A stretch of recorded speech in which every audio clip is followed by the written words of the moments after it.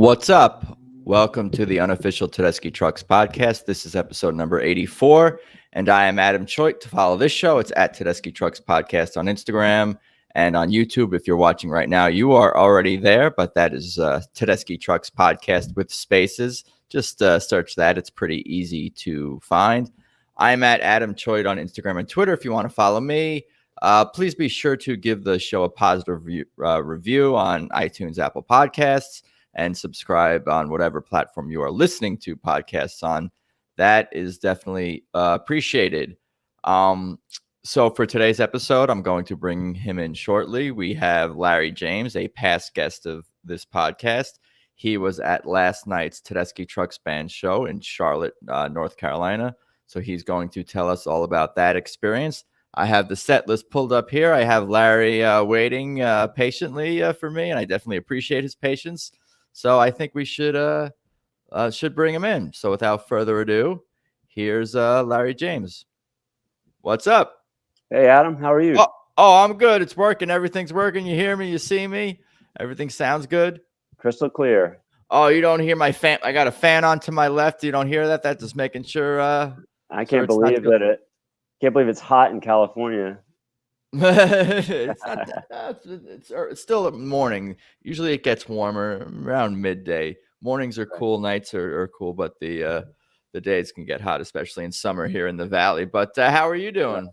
I'm pretty good, considering after last night's hot show. You want to talk about heat? I mean, I think we clocked in around 102 at Gabe's set. Wow. Yeah, it was hot. Wow, that's like a big part of the story. Like even I'm always diving into set lists and songs and what they're playing, and some of the venue, but the weather, that can be something to contend with as well. Wow, damn, humid too, or what?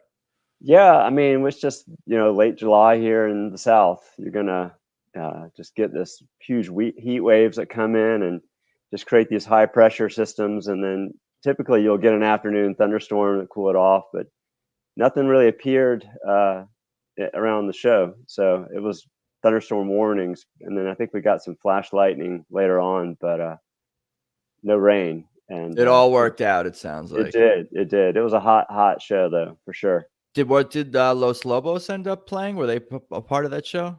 Yeah, funny that you asked that. So like going to the show, we all had anticipation that they weren't going to show up, play, and there was no word and no reason why, and you assume with COVID, right, performers and they're out at least when I had COVID in May, I was out a week. Some people get it for a couple of days, whatever. I don't think that was the case with this scenario. I think if we may never know, but I think they just couldn't play those shows. They may have personal issues pop up, but to answer your question, they did show up, and I'm glad they did, in a way, because that's kind of what the Wheels of Soul Spirit is about. It's seeing other performers and seeing the interactions between band members, and they were there, and so I was actually I skipped, didn't skip, but I wasn't able to make it into Gabe's set all of it, and then I was able to catch all of Los Lobos. So. Have you been to a few shows on this tour already, or is this the first one you've been on the Wheels of Soul this year? This is the first one. Yeah. What's upcoming? Anything upcoming? You don't know yet. I don't know yet. I mean, I don't have the flexibility to travel as much as I'd like to, but maybe you're a family man. You're a family man. I was going to say. That's right. I am a family man, so I have kids that keep you straight, and I was able to sneak away last night and had a great time. There you go. Well, the reason I asked if you have more upcoming shows is because you should see Gabe, because his set. I saw him a couple of times, of course, in Atlanta last week, or was that 2 weeks ago at this point? But yeah, he's definitely worth seeing live, and he's got a ton of great songs, and his trio is definitely something to see live for sure. Yeah, it's funny because people ask, oh, why does talking to other people even in Atlanta, it's like, I'd rather see Tedeschi Trucks Band play 2 sets, and why do they bring on these other bands and this and that? But I think it's fun for them. We forget that they want to be with other people on the road too, and other musicians, and play with them and hang with them, and bring fresh blood onto tours and people they like and enjoy being around. So I think that's like a big thing. It's just like it's simply fun for the band to tour with other musicians and bands. Right. I think it's a balance too. I mean, as a professional musician, TTB is on the road, I don't know how many shows they play now a year, but at least 100, plus. And, if they're touring in the spring or late winter and then up into the spring and then all fall, I mean, basically all year, at this point, if you have an opportunity to go on the road with other people, especially a big amphitheater tour like Wheels of Soul, you get to cross the country. It's an experience. Why not share it? Yeah, and again, like with the vocals, it gives Susan and even Mike and some of the rest of the band a little bit of a break and not having to do 2 giant sets every single night for, what did you say, 100 dates a year or whatever the hell they're doing. I have no idea, but it's a lot. Yeah. And it's funny because I myself have I follow every show. I know kind of where they are. But now that I'm like really trying to like recap as many of these as I really can with fans, I can't keep up. I'm realizing like, oh my God, I can't like be at my computer every other night, at 8:30 Eastern or 8:30 Pacific time. Because there's a lot going on with this band, and it's giving me even a more respect, to the rigors of touring and just getting a sense of really how many shows and how often they do shows. But why don't you tell me a little bit about last night, and even before we get into the set list? And you covered a little bit about like getting to the venue and it being hot and humid, but tell me about your evening and start from the beginning. Driving up, what's the venue like? Who'd you see? Who'd you go with? What'd you eat? What'd you drink? All that stuff, all the details, and then we'll get into the music itself. Yeah. So I, from Charleston, South Carolina, drove up right after lunch, and it's about a 3-hour drive to Charlotte. Wow. So I did that solo. My partners in crime couldn't make it, so I was questioning, should I go by myself? I was like, I'll have a great time. So regardless, I just got in the car and went, and made it to the hotel, took a dip in the pool, cooled off. It was, like I said, around 100 degrees. On the dashboard, it said 102 while I was driving up. Had a pregame beer and dinner at a restaurant called the Flying Saucer, I think it was called. It was about a mile from the venue. I walked in the door. It was recommended to me by the concierge of the hotel.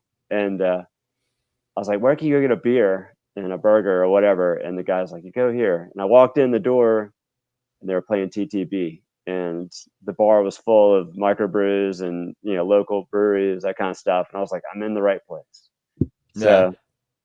So I had the beer and the dinner and made it to the show. Unfortunately, that's why I missed Gabe's set, because it took a little bit longer than expected. But pulled into the lot. Classic venue. It used to be called the Blockbuster. When Blockbuster was a actual profitable corporation. Those were the days. Those were the days, right, when they were on every corner. Anyway, I have a long history going to shows there. I saw the Allman Brothers there year after year, and even before Derek was in the band, and I've seen countless shows there.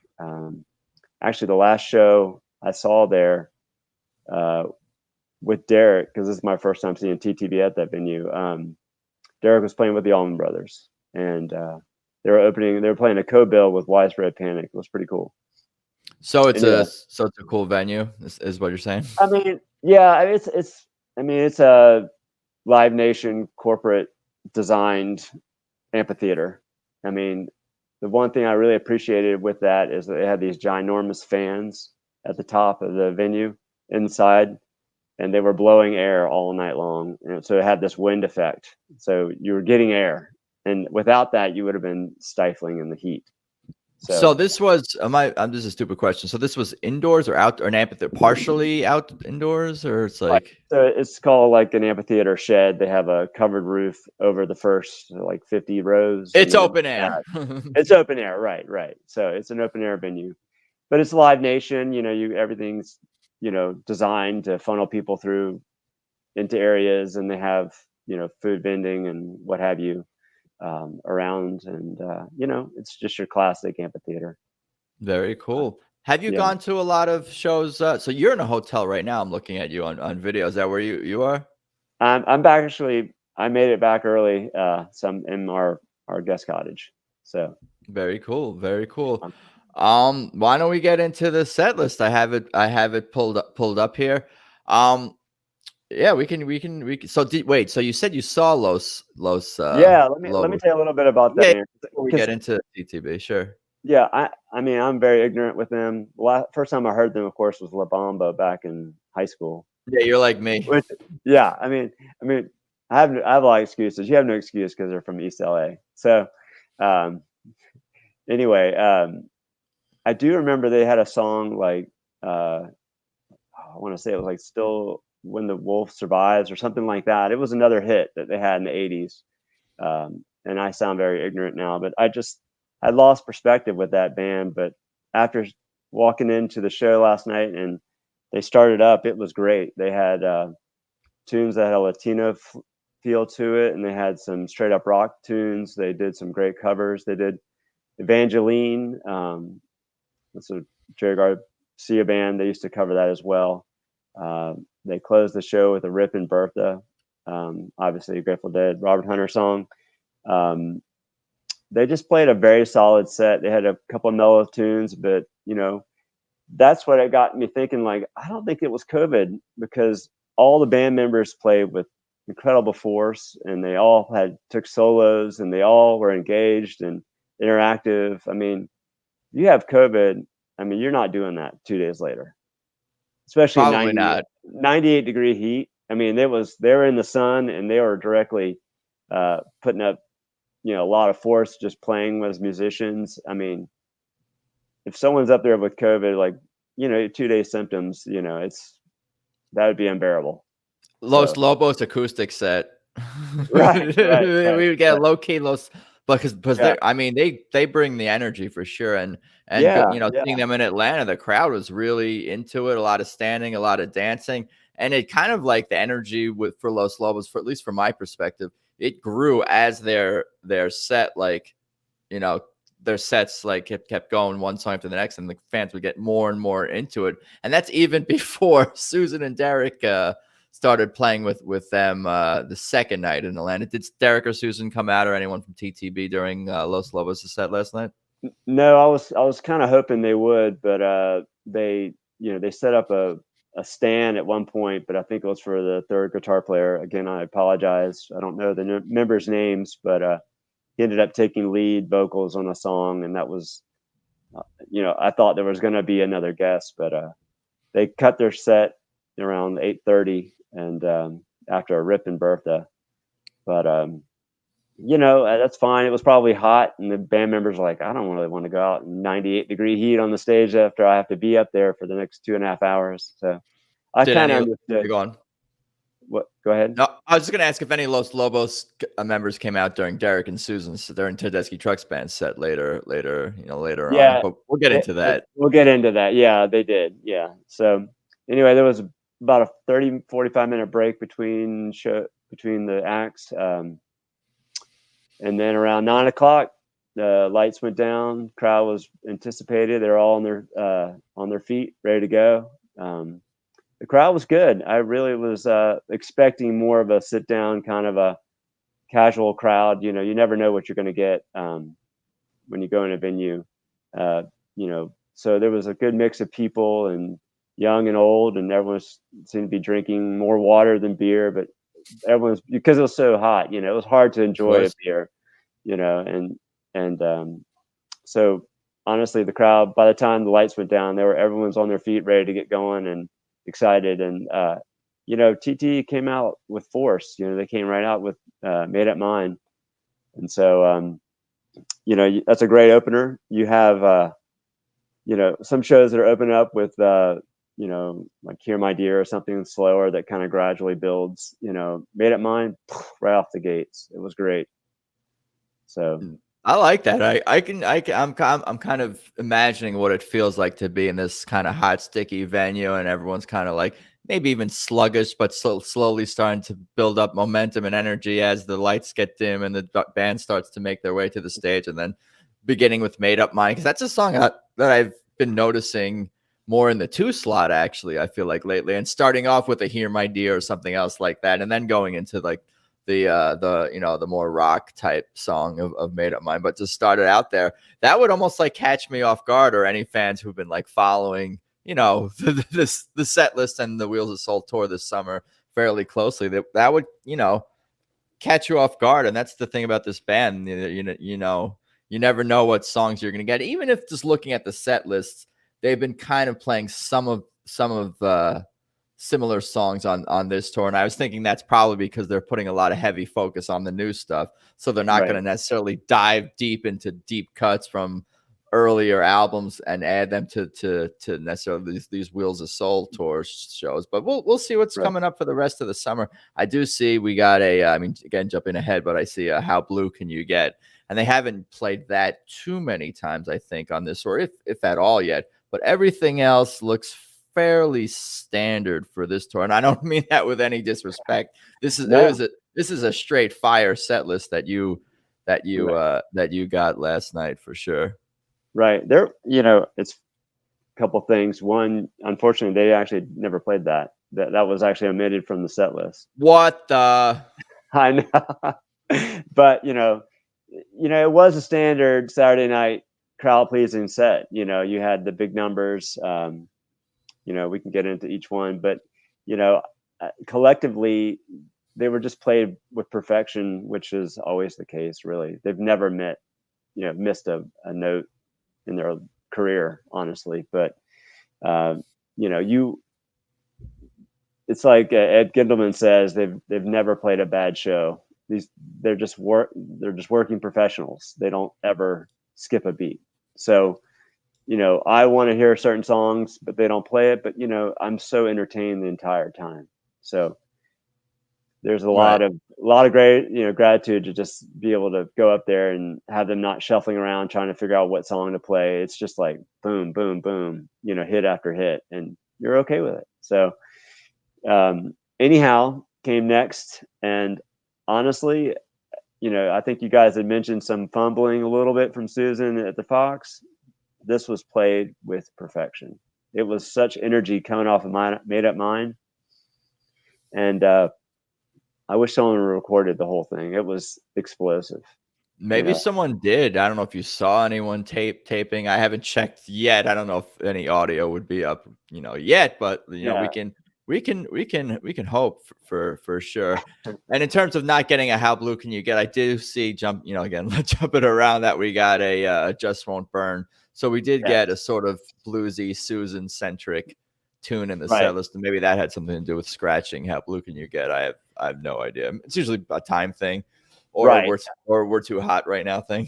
Yeah, I think a little bit of both. I was looking at the time they went on at basically 9 and got off around 11:15. So they played their 2 hours, 15, 30-minute show. So I don't think we got shortchanged anything. But damn, yeah, that's. I mean, it's 2 hours. Yeah, and it was very hot. I mean, they were up close. So I was right next to the Teletron, and you could see like sweat pouring down all the members, like even ones that typically don't look like they're just covered in sweat, like Mark Rivers pouring, sweat. He's not out there banging on a drum or anything. He's jumping around and tambourine. Yeah, and he has that maraca shake thing. Right. The egg or whatever. Yeah, I mean, so honestly, they were all just really into it, and just with the heat and the swampiness and the the intensity of how these first two songs kind of like got the momentum going. It was, you could tell, they were kind of feeding off of it. So the energy was there. So, which slowed down a little bit for Hear My Dear, but at that point you kind of understood, okay, we're getting into the Crescent songs. So here we go. Mm-hmm. So we got the musical suite of Hear My Dear and Fall In, and then I Am the Moon. And then for some reason they skipped Circles Around the Sun. I don't know, but when they dropped into Passaquan, no one was kind of questioning anything at that point. Yeah, I think they're just shuffling things around to keep things fresh for themselves and for the audience. And I don't think it's anything against Circles Around the Sun. I think we'll see that probably here, next show. But I think that's like a surprise if you hear those 3 songs in a row and then you hear Passaquan next. You're like, what's going on? They're kind of keeping the audience on their toes a bit. Was there I mean, you could tell me more about Fallen and I Am the Moon if you have thoughts on those. But yeah. I have noticed when Passaquan, like when they go into it, like there's a big reaction from the audience and people are eager to hear that song, especially. I think maybe even more so than any. I mean, this is not scientific, but I feel like there's been more excitement, more intrigue, more interest in that particular song than really maybe any of the newer songs. And me and you, I'm sure, love all the new songs, but I think that song especially, maybe it's because it's a 12-minute jam and has so many Allman Brothers like ties and in terms of style. But I feel like that song gets people especially excited, and that's what they especially want to see. And did you feel the vibes, that vibe from the crowd? I did, but not as much. I think a lot of the people that were in the crowd were seeing the whole show, the new songs for the first time. I mean, I don't have a clue how many people have been to another show, but my guess it was a small percentage. So even though some of them knew the song was coming, but I think a lot of people were happy to hear it. You heard a couple of hoots and hollers, but then at the end, the whole crowd was ready to like charge the stage. It was like intensity. It was intensity. So getting back to Fall In was great. You saw Mike step up, and then again, I think it was Steve Berlin from Los Lobos who played the French horn. I looked it up a little bit here. I first called it an alto sax, but I didn't know it was a French horn. So if you're familiar with that, it's like the saxophone. It's like a deep trombone. It reminds me of the music from Morphine. You listen to them? No, you're not talking about the guy who's playing the sousaphone? No, not that guy. It's not the not the tuba, but he's from Los Lobos, Steve Berlin. Oh yeah. Yeah, so he plays this French horn, which is like a really deep sounding saxophone, and he was playing the sousaphone parts in Fall In. So it was nice to have that extra horn, and they of course stretched out the back end a little bit, and I love what they're doing with that. I've listened to that the different versions coming out of that song. I mean, with what Derek does at the end with like kind of, I guess it's kind of like a call and response with like the harmony vocals, the harmonizing vocals.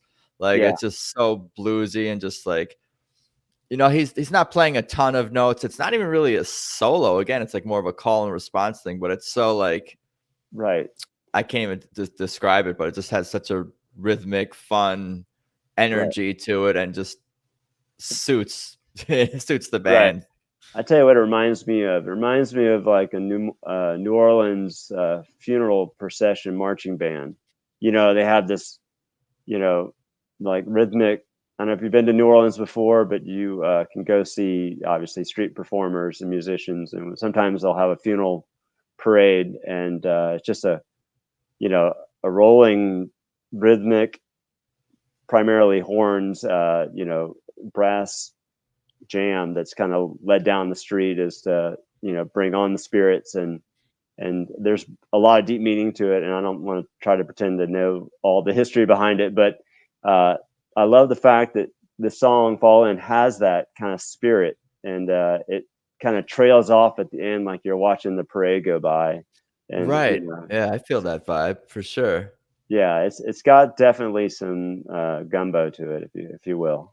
So that's all Mike. That's all Mike having these like bringing in these sort of eclectic styles and old timey jazzy vibes. I feel like that's really that's all Mike. Is it not? Yeah, I think so too. I mean, he's got influences from all over. I mean, to be able to pen a song like Midnight in Harlem and then write a song about basically New Orleans, Louisiana type of Fall In vibe. I mean, if you can pull from those two different resources, it's pretty amazing, I think. Yeah, for sure. David Flam says hi from France, by the way. What? He's a couple of months early. He's got to get out there in November when the band is there. He planned his vacation, a few months early. But hey, Yeah. I'm sure he's having a good time there. When I'm an empty nester, I'm gonna take notes and follow the David Flam travel book and go see TTB in 5 different countries and go visit the world, I guess. So I think he's still working these days, actually. But I know Ed Yeah. Gendelman. We're talking about all the fan community, but I think he's retired. It's funny Okay. because I know all this information. We assume people who are traveling around or retired, but just you make time for it on weekends, whatever. Good But for him. yeah, it's worth it certainly to go to as many shows as you can. Let's keep going with the set list, though. I Am the Moon. Pass upon. I'll let you steer the ship a little bit. Yeah, so I Am the Moon, again, the intro is fantastic, with Gabe and Susan kind of trading harmonies and lyrics. And, it doesn't, really steal that much from the show, but it does slow it down a little bit. But the bonus of it is that you get this huge crescendo and this intensity that's built.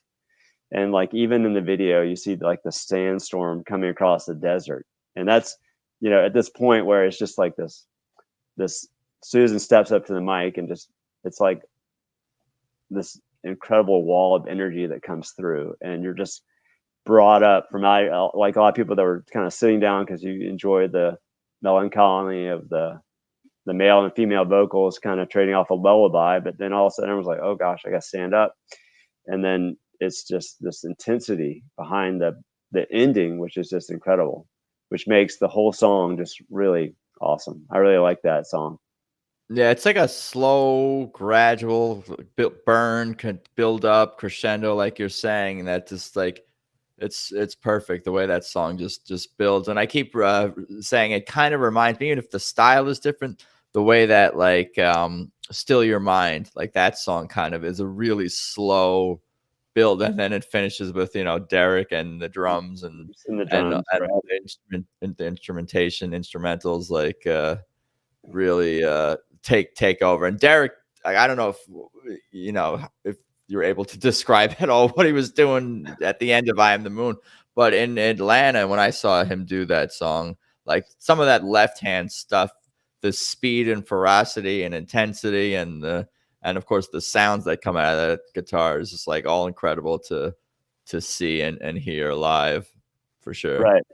Unfortunately, I was kind of Gabe's side, and I was about 10 rows back, so I had Derek to his back to me most of the night because he kind of faces Susan, and he'll shift back and forth. But so I had to like peek up to the monitor to look and see what he was doing. But my spot wasn't the best to watch him, but I had good seats, so I couldn't really complain. But so I didn't get to watch him, but I could hear clearly that he was bringing this thunder, and this incredible tenacity of just playing fast and bringing this intensity of what I Am the Moon really, at the end.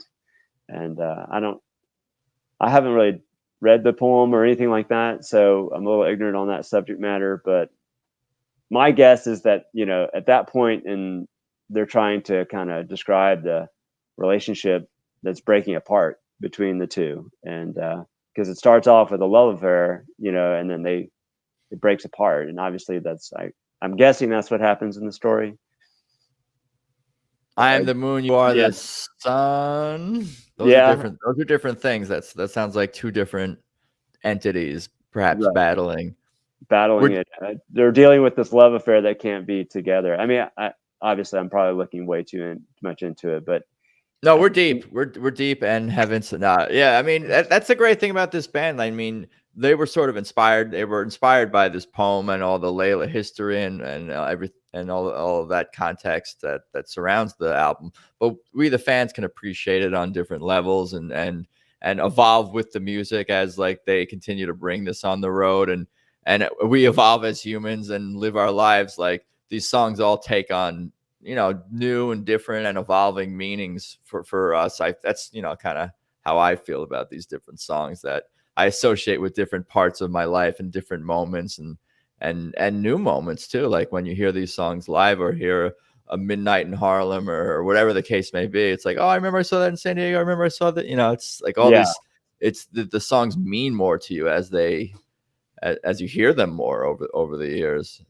Right. Yeah. And, honestly, once they're played for us, then we have the ability to interpret them as we feel. So, I think that's one of the reasons why they hold off stuff. They don't want to, they want the live and the LP versions to come out as well. And they want it all out at once, It's also all so timeless. I think their music, like just thinking about, I don't have any specific lyrics, but like the lyrics from like Revelator songs, like nothing's going to be dated. They're not really talking about specific events or moments or things happening in popular culture or the world or anything like that. Even if they're inspired by those things, the way they bring the lyrics to their songs has like a timeless sort of quality to them that you can interpret however you want at any given time. And I think that's awesome. And I think that really sustains at least me as a fan, like knowing that I can,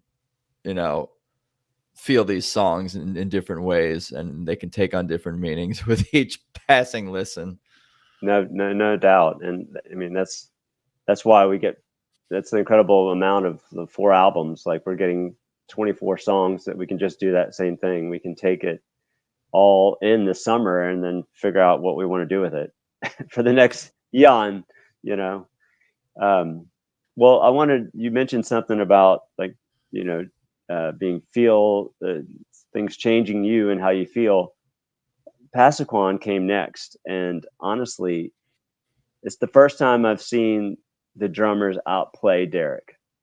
I'll just lay it out there now. The intro into Passaquan was Derek kind of building it, but the drummers, as the intensity came, I've never seen the drummers play like this before. And obviously, Isaac is new with the band, but even before, the intensity that came with that intro was unbelievable. I'm sure it's every time they play it, but Derek was playing his part, but you could just almost see that the drums were outpacing him, which is hard to say.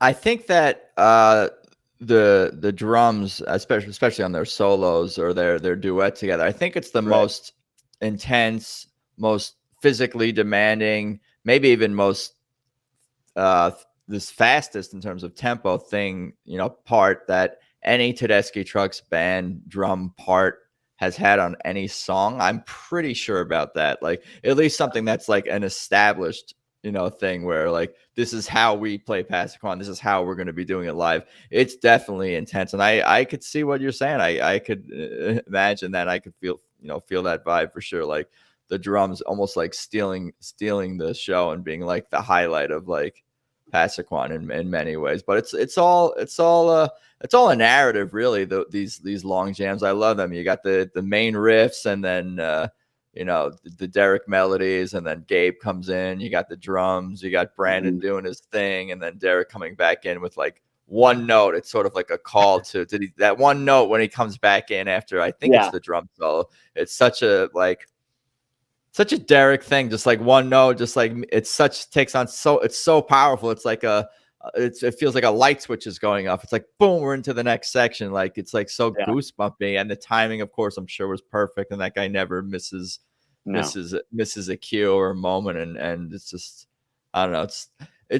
Maybe it's because Tedeschi Trucks Band and Allman Brothers break their jams into such like, even if they aren't specific live, they feel like there's specific sections and times where they break into the next thing. And that feels like, it doesn't feel like you're droning on and they're dragging out a 15, 20-minute instrumental song like some other jam bands out there might be, just to kind of like, we're going to keep going because now it's my turn to do a guitar solo for X amount of measures.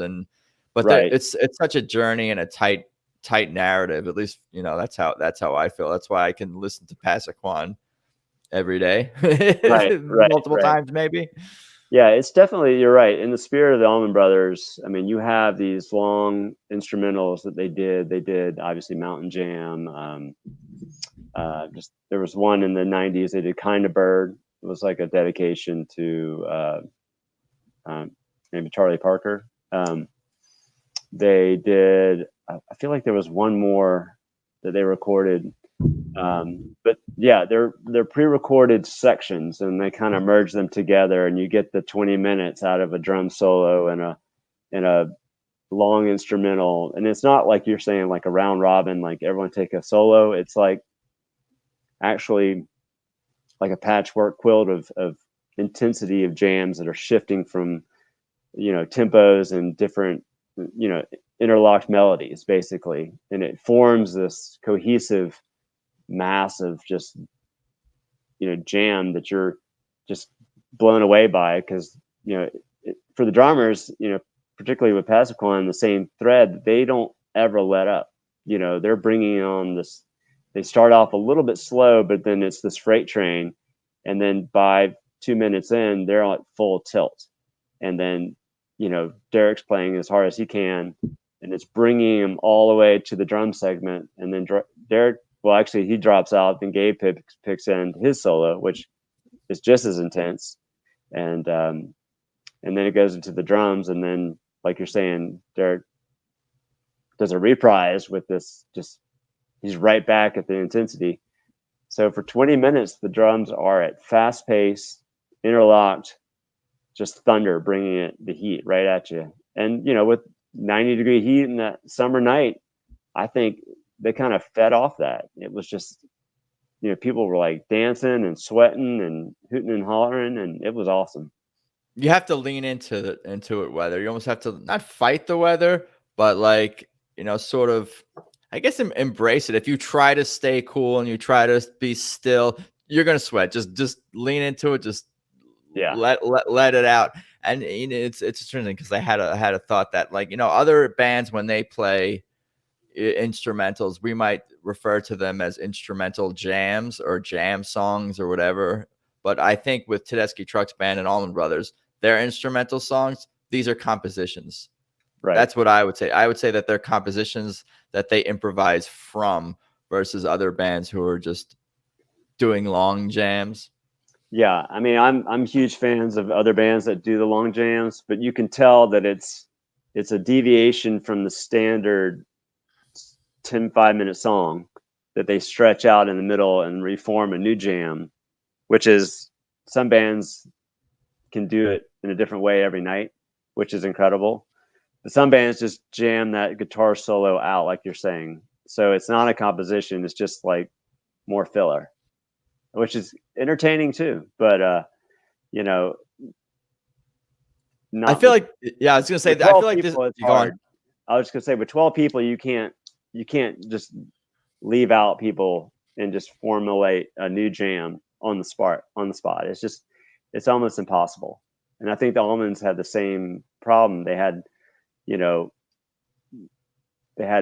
so many different members of the band trying to, if they did that, then someone would be left out, or someone would just be strumming along watching someone else play. So I think in the spirit, it was better to formulate these long compositions that included everyone. So on this topic, though, I'm glad you brought this up, because I wanted to see your thoughts on, what if they brought on a horn member for Passaquan, because there isn't one.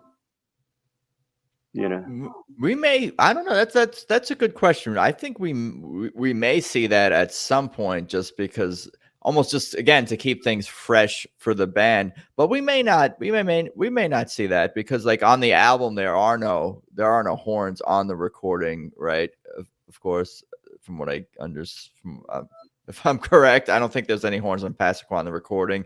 They didn't play it with horns on the Fireside series sessions or whatever.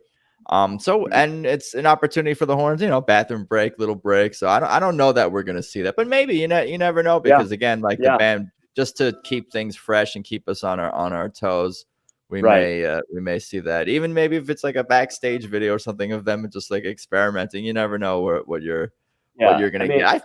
Go on. I was just gonna say, there's room for growth, but with 20 minutes, there's not a lot of room, but you have an opportunity for people to guest on it from different bands, that kind of thing. It's going to grow. Obviously, every big jam like that has the opportunity. people to fill Yeah, in. I love it because it's like, it's got rock vibes to it, and it's got different sections and parts and a narrative like I was describing, and some other Mhm. long instrumental type music.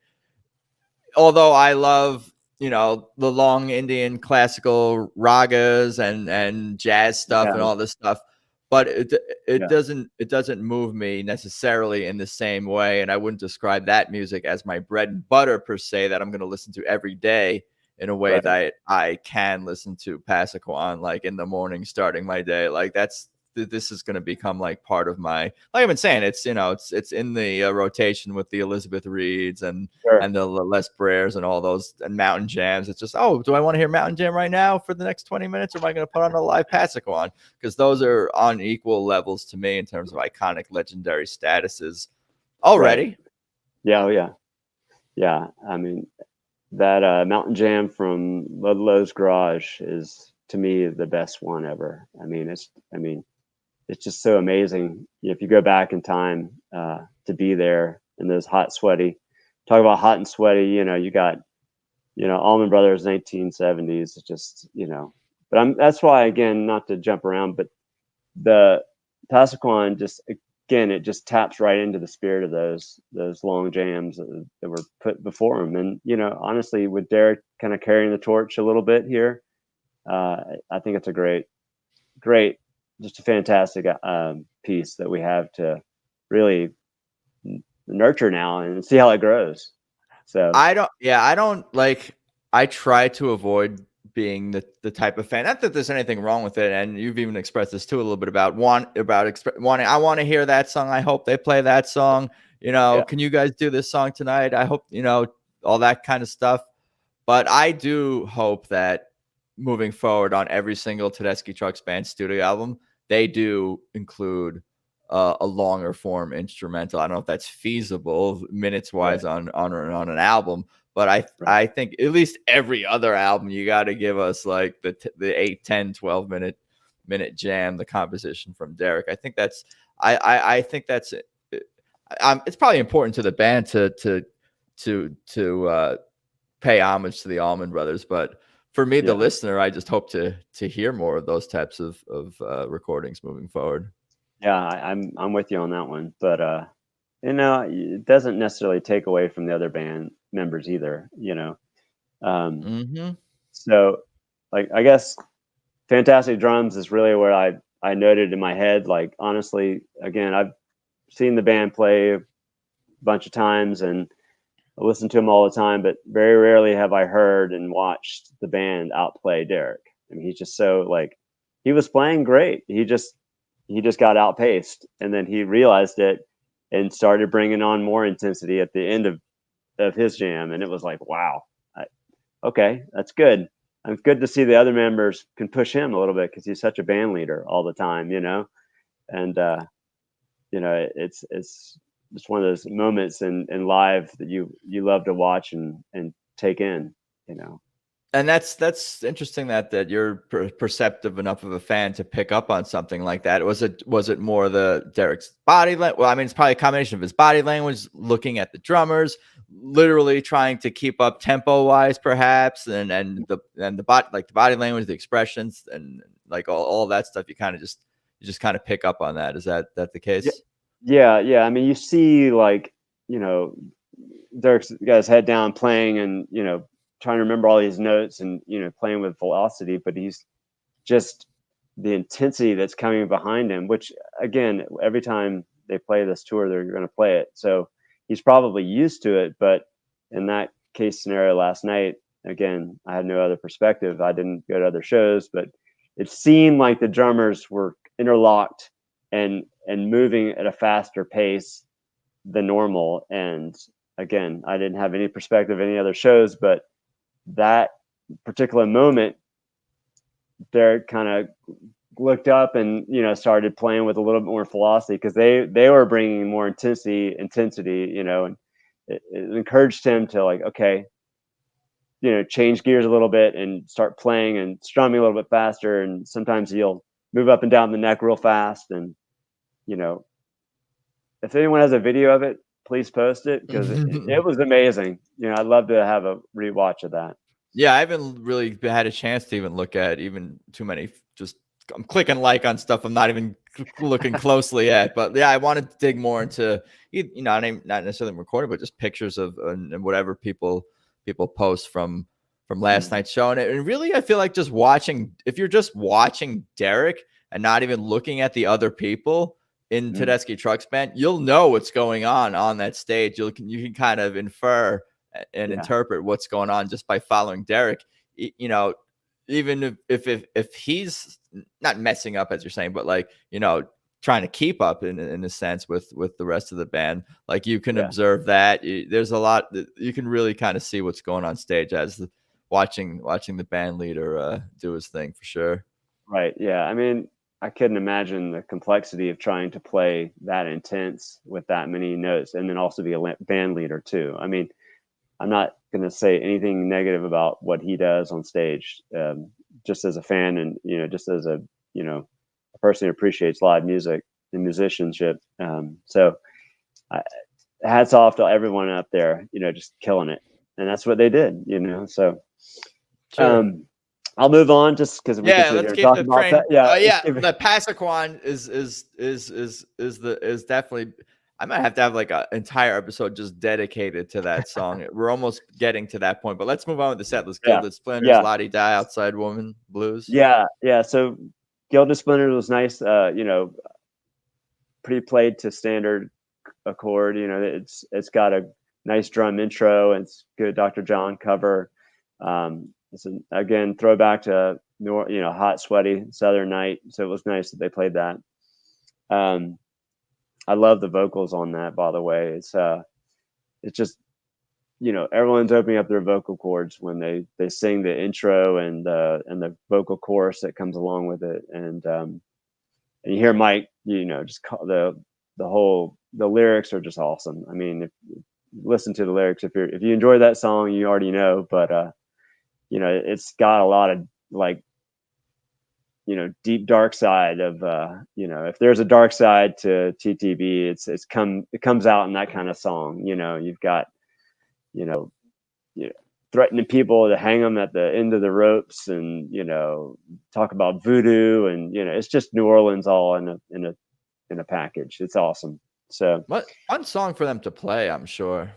Yeah. Oh, yeah. I guess it's especially for the drummers and for Isaac, being from that area. So, Lottie Da slowed it down. We had this huge intensity, and everyone needs a breather. So it was nice to kind of get Susan back front and center, and she sang it, and it's a quick 3-minute, or whatever minute song, and everyone raised their cups, and it was kind of one of those songs that, it's openly cheers and to the crowd. And we were all happy to hear that, I think. The Irish drinking song, as Susan describes it. Right. So, Outside Women Blues came next. I have to go back and listen, but this one started off, I think maybe they were going to do something else because they both had, a call and response between Susan and Derek. I thought Whiskey Legs for a second, but they haven't really been playing that as much lately. But it's kind of similar with the call and response. I'm like, are they playing Whiskey Legs or Outside Woman Blues? What's this? But yeah, they were doing. Right. I saw it back in Savannah last fall, and they went right into the riff, and they started off like that. But last night they actually started with like a 3-minute call and response jam, like build up, kind of like they do Tell the Truth. I don't know if you've listened to that song. Another one. That's another one that does that.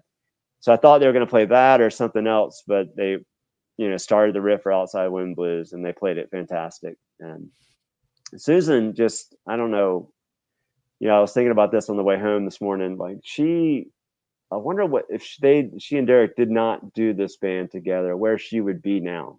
Like, she's such a front person and just performed so well in the front of the audience, and just, you would think in her, mature years that she would actually already be on a stage singing in front of 10,000 people anyway, with any band. She's such a star in my eyes. It's amazing that she now has the opportunity to play with her husband, not now, but in the past 10 years, that they did this, because you're bringing on basically two superstars. But just as a front person, I feel like Susan, she really shines in these, obviously going into Just Won't Burn.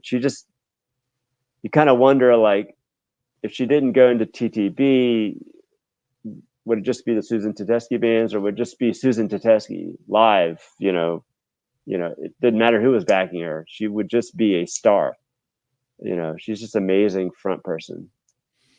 Yeah, I wonder what kind of music she would be doing if she wasn't with Tedeschi Trucks Band. I know she has expressed interest in doing like a more gospel-y kind of solo project at some point, and I think Right. we will see more solo projects from either Derek or Susan at some point once they have time to do these things.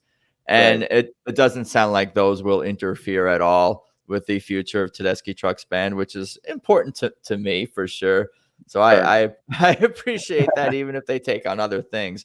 If Right. anything, it will be a nice, like, either break from each other and from their music, giving them a chance to express themselves individually, but then maybe rejoin the band with newfound energy and creative spirit, similar to maybe even like how the lockdowns and 2020 like has affected the band. They were able to seemingly recharge and come up with all this new material. Even thinking Right. about like the Allman Brothers and reading about their history, it's like they almost like needed these breaks from each other to find the way to like re-energize and come back just as strong at a future date.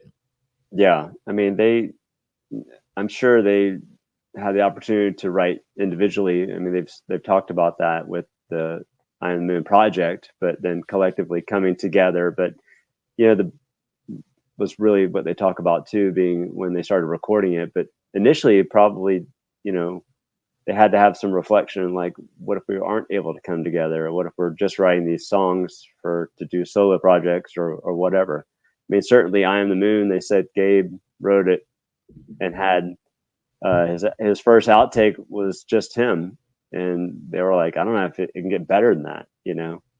Derek says that in an interview. So I think there's, again, I don't want to see them not break up, but put a hiatus on anything. But it would be kind of neat to see a Susan tour or a Derek tour of some form, maybe a jazz influenced tour or something. No tour, just recording. Oh, The, just the the tour the recording. Yeah. tours are TTB. The tour's got to be TTB.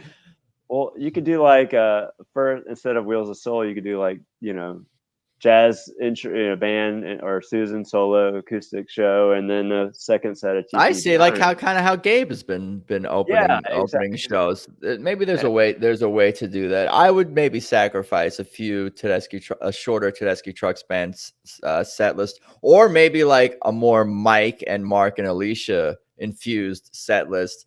That'd That be way, cool. Susan can preserve herself to support a solo thing. People are Yeah, going to be mad about these I know. I know. about these ideas. It's We're funny you just gonna. mentioned. Yeah, go on. I was gonna say we're just stupid fans, and we'll throw everything up in the air, and we'll catch everything that falls too. So Exactly.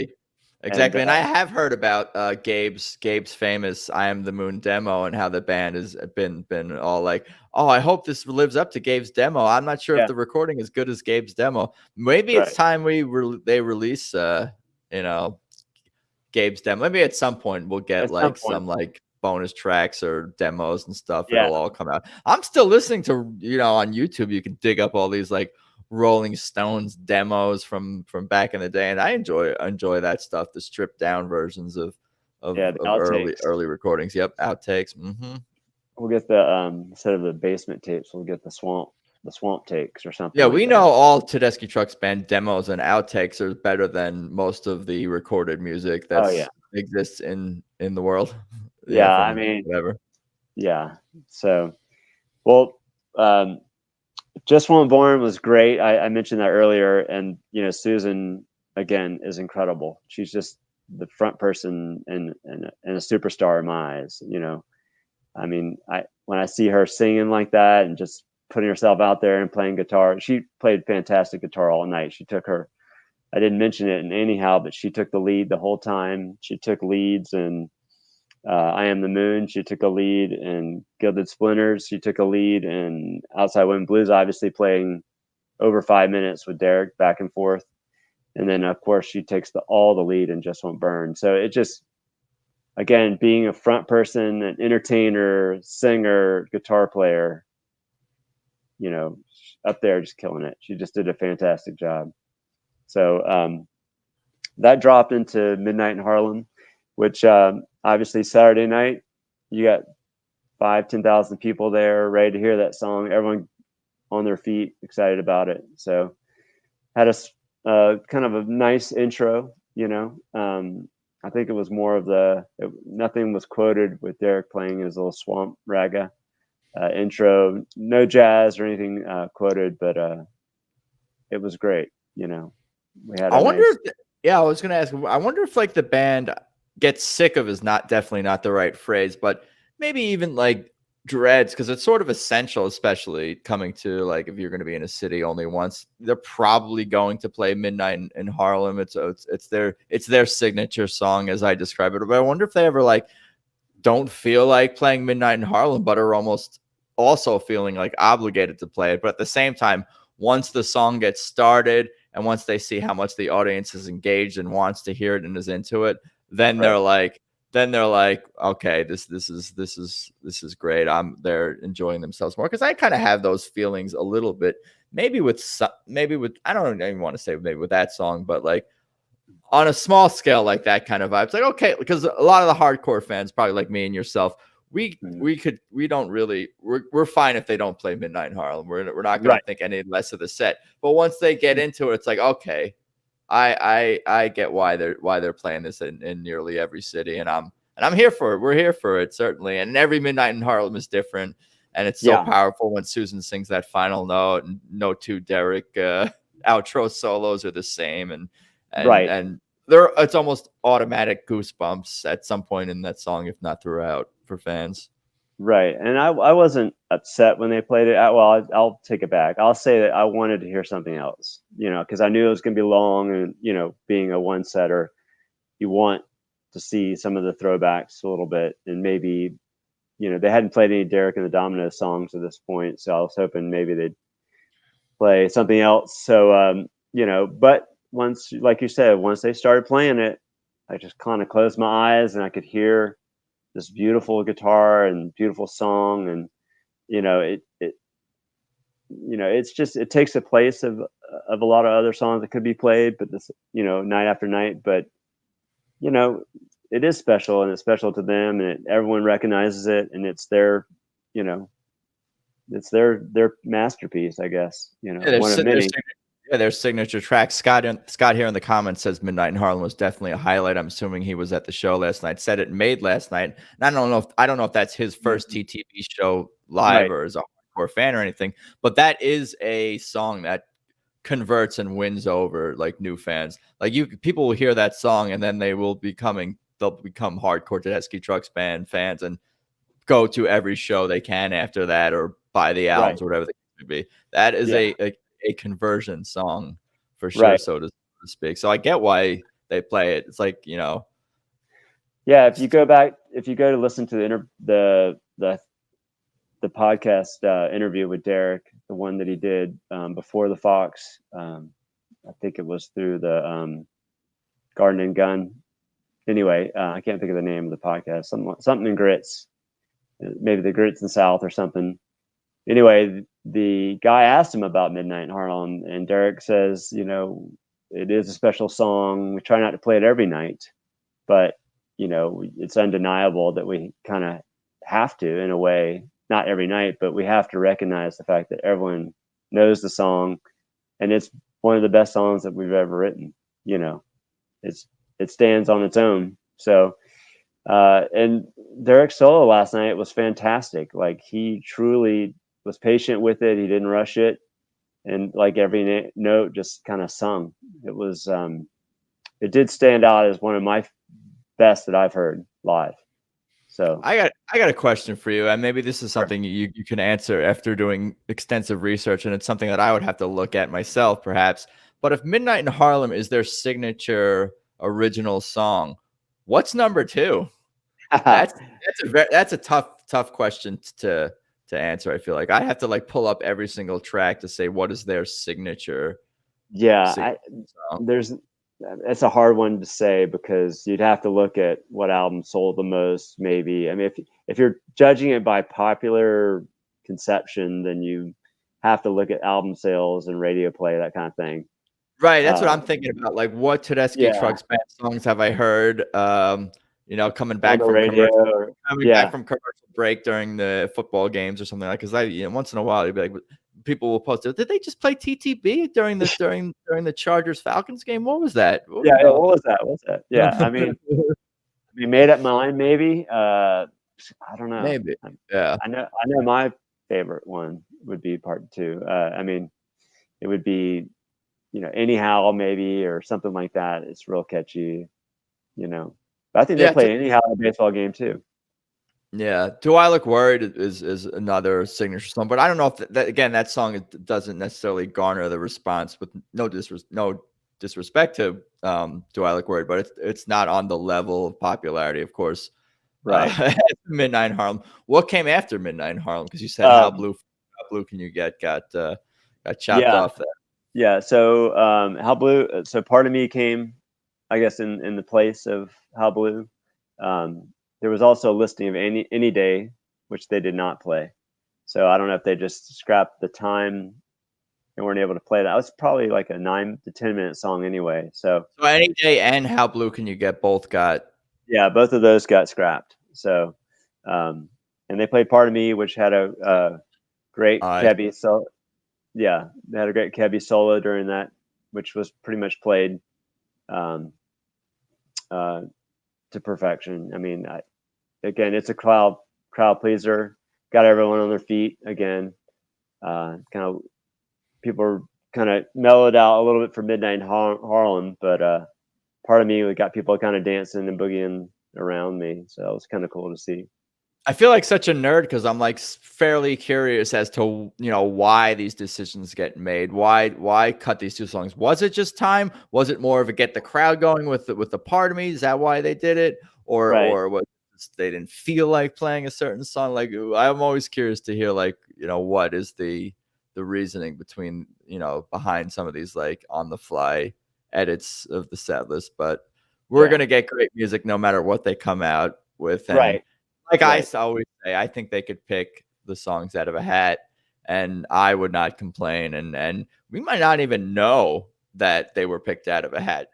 Like if both the order and the songs were picked out of a hat, we might not even. We'd be like, I guess we'd probably notice that it could be a bit of a strange set list, but it would be awesome. Like I would not complain if they threw all their original recordings into a hat along with the covers that they do, and maybe two separate hats.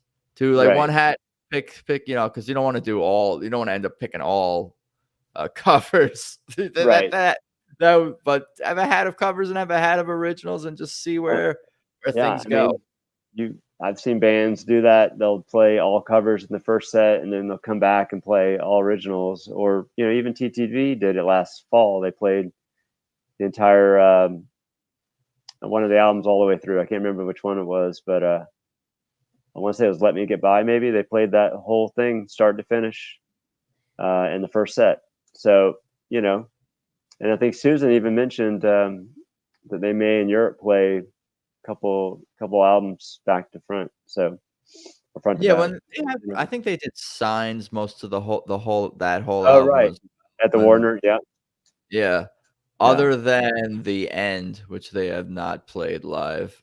Right. Well, that's kind of it has a personal meaning to to them, and and I think it's only Susan and Derek on that as well, so that doesn't bring in the other 12 members. It's a tribute to Colonel Bruce, I believe. Right. Yeah. I believe so.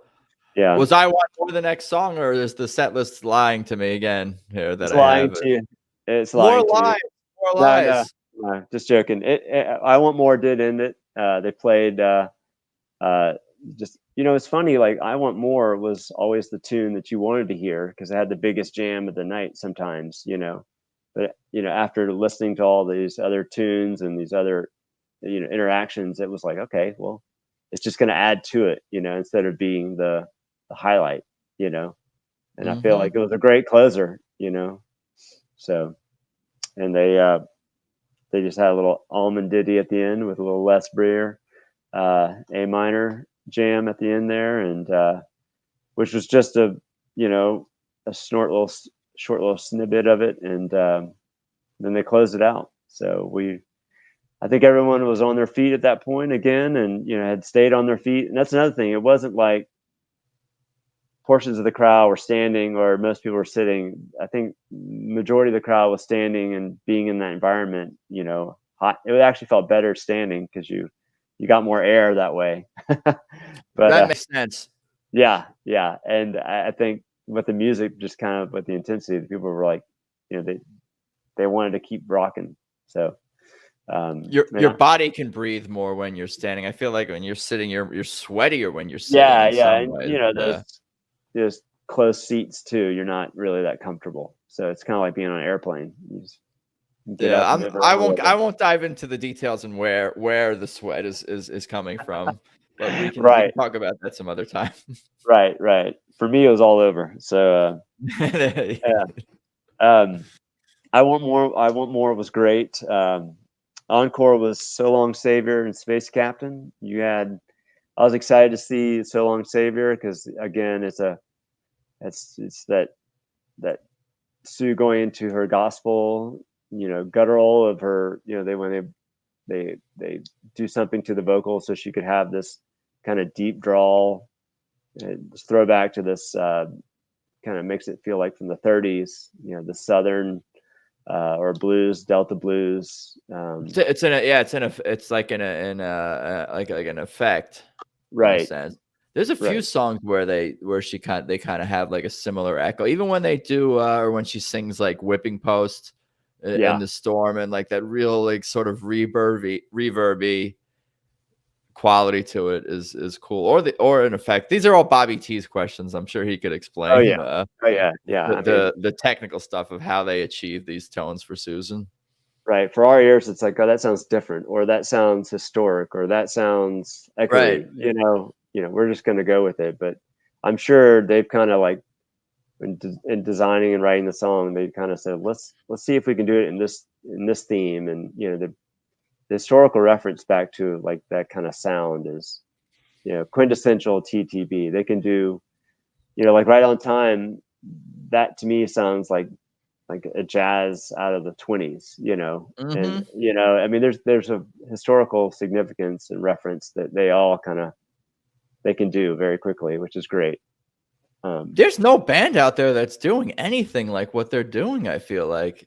No. In terms of just covering such an eclectic, centuries worth of music, but doing it very organically on such a high level, with such a high level of talent and abilities coming together.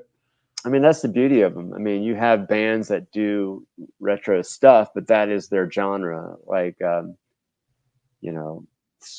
think there's a band called Squirrel Nut Zippers that do like that, that popsicle kind of like, 20s, bop and stuff. And then you've got other bands that do the, 70s rock and roll. But, you can find almost any genre of the past 100 years of music in one set of TTB, which is great. It's a tip of the hat of their professionalism and their influences too. Yeah, that's a good point, because some bands will very consciously like make a decision to make a certain throwback like sound to them. Even thinking about like what's the band that sounds like Led Zeppelin a little bit, that the young guys, I forget off the top of my head, but like a band like that, or even like the Black Crowes to some degree. Like they're like, we're gonna sound like a 70s Stonesy band, which is totally cool, and I love all their music.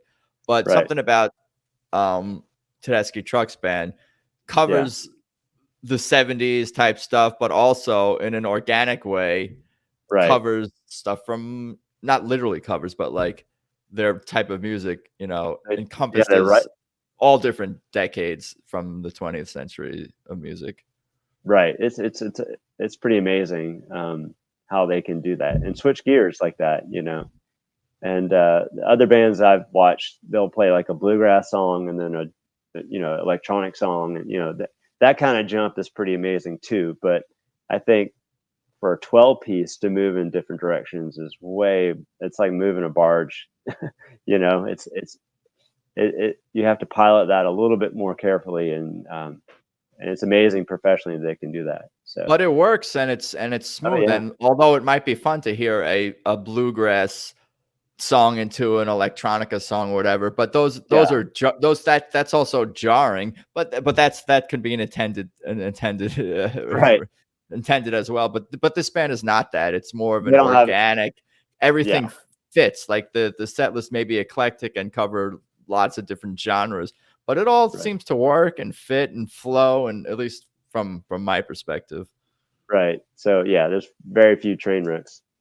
So Space Captain ended the night. I was super excited to hear that because it's just such a, showstopper, and just has, all the horns. That's if I had one criticism, I would say there was kind of a lack of horns last night, but that's just the way it is. You don't get a lot of horn solos in a lot of these other songs. But obviously that was made up for Space Captain when you had a long trombone solo from Elizabeth, and she actually traded it with Efren. Efren had a solo, and they both took parts in that. Instead of Derek like kind of doing the back and forth, he just let Efren take his slot, and so actually it was Efren and Elizabeth kind of battling it out, and then even Kebby stepped in at the end.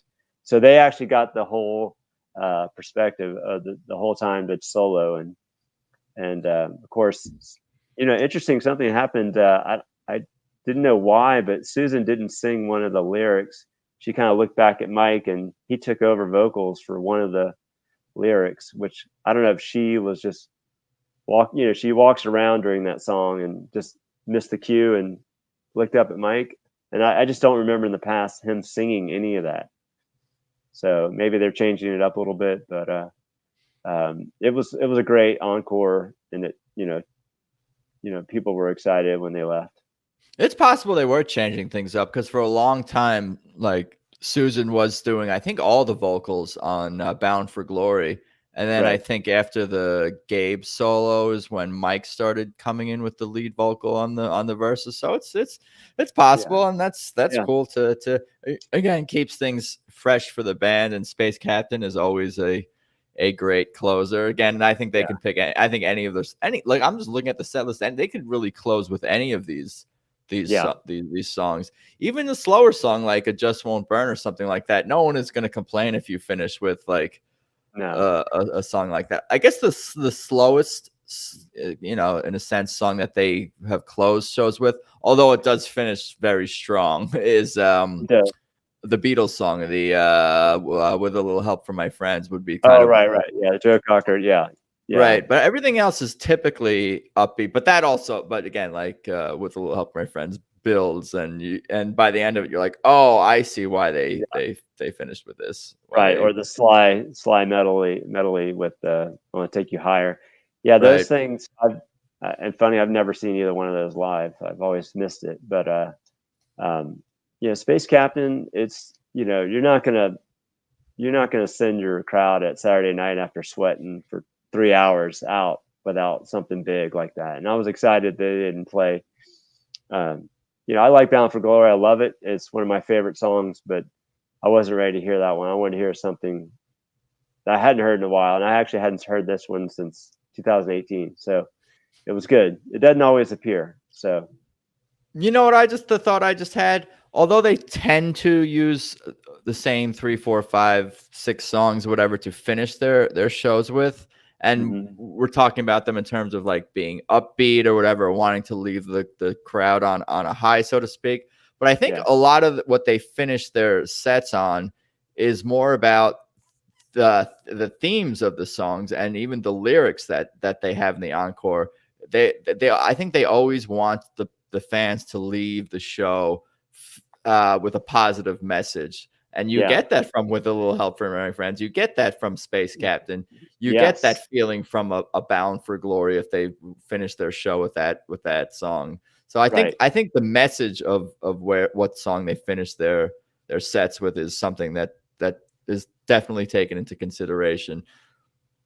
Right, you're absolutely correct, and it's funny that you say that, because Susan, I forgot this, that she did a little rant and rave, and talking about learning to live together, and she almost did her preaching at the end there for about a couple of minutes, and she went to one side of the stage and not ran to the other, but walked to the other side, just pointing to all you people, you gotta live together, you gotta live together.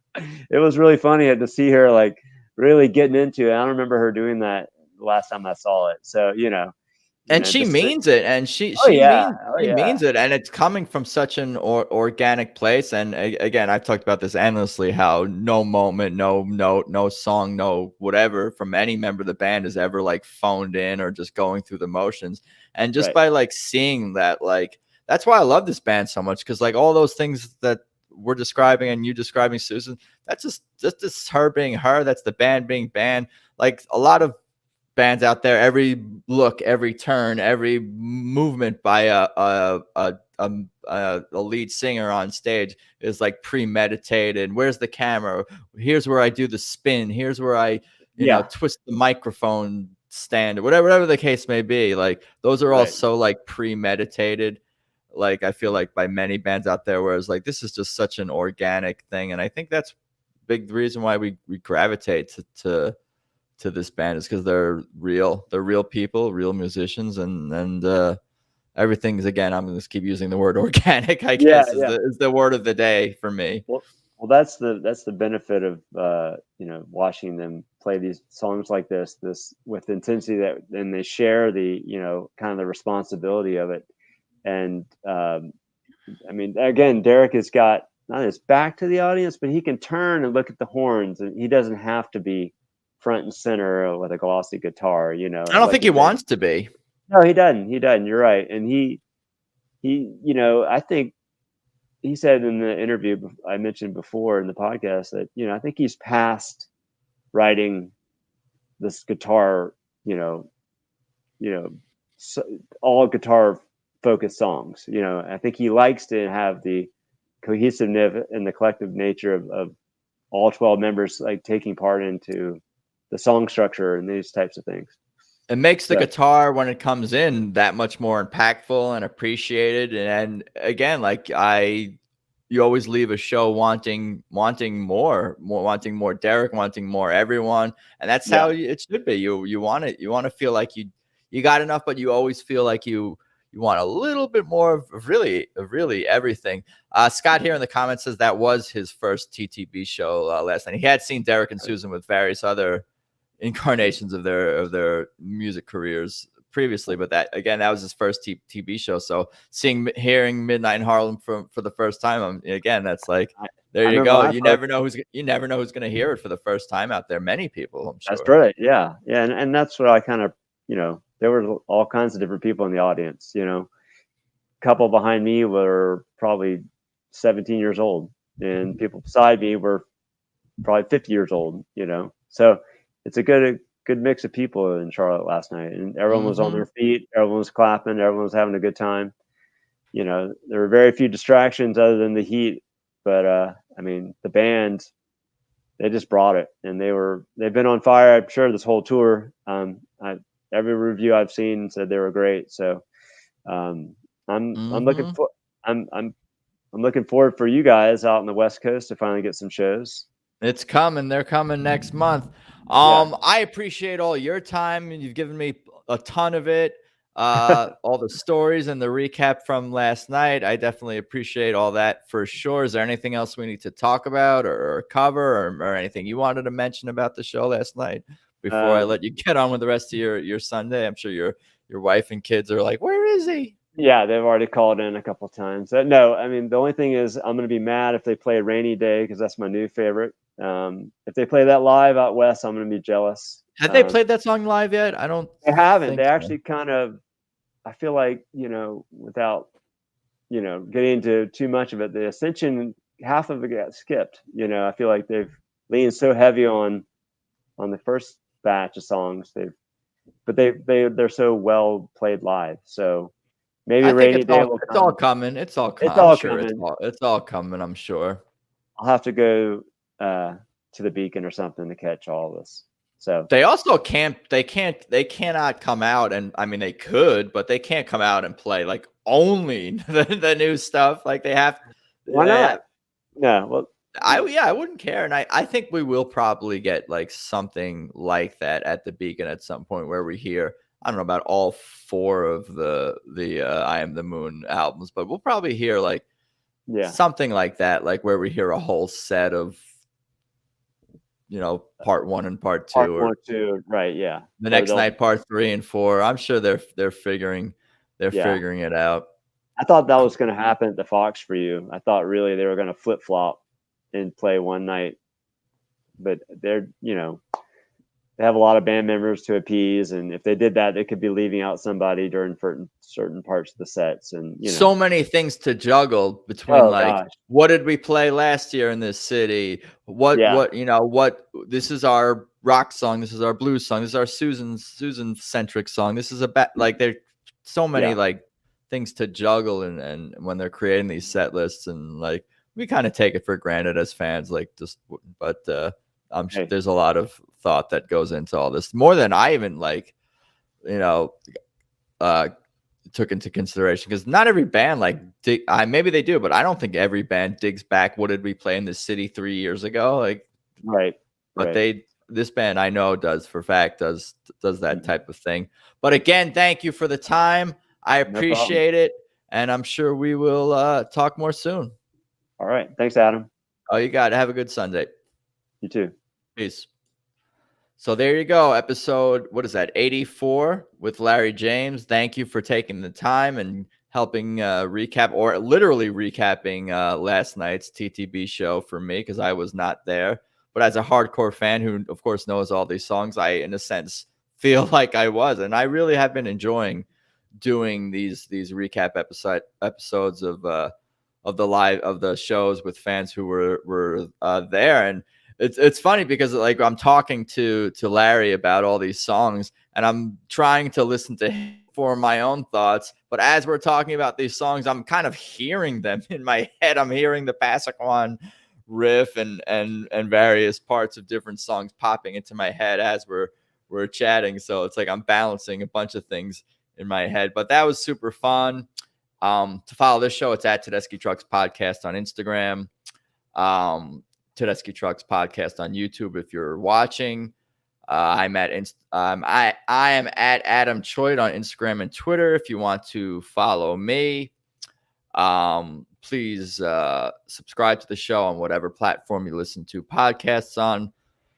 Positive reviews on Apple Podcasts are appreciated for sure. TedeschiTrucksBand.com is the place for all things Tedeschi Trucks Band. It's their official site. Buy tickets to their tours and shows, and the Wheels of Soul tour, and the European tour if you're in Europe or heading there. Buy the merch, join the Swamp Family fan club. All good stuff to be a part of for sure. It's funny when when Larry was talking about how swampy it got last night. I had the thought that rather appropriate for the Swamp Family to be literally feeling swampy in Charlotte last night in the 100-degree heat and humidity. But again, thank you to Larry. Thank you guys for all the support, for listening, for the few that hung out in the live chat. I appreciate that. But I think that's about all I got for today. I'm going to go live and recap the fall on Tuesday after the film comes out on Tedeschi Trucks Band's YouTube page. The third part 3 of the I Am the Moon albums, of course. But I posted that's already on my YouTube channel. So definitely set your notification alerts for that. I'll post more about that, I'm sure, in the next couple of days. But again, I think that's about all I got for today. Thank you again, everybody, Enjoy your day, and let's talk soon. Peace.